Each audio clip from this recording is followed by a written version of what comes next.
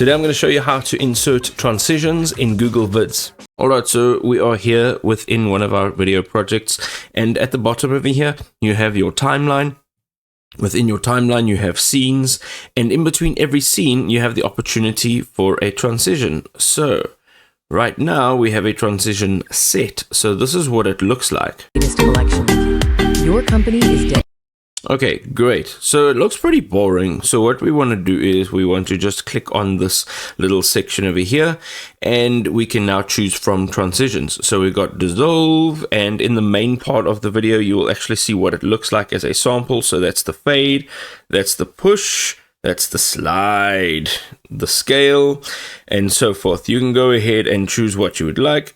So once you've selected one, you can go down and you can change the duration. So if you set it shorter, okay, you will actually see that it will happen slower. If you set it longer, it'll happen like that. There we go. Now you got your transitions all worked out. You can do that for every single scene over here.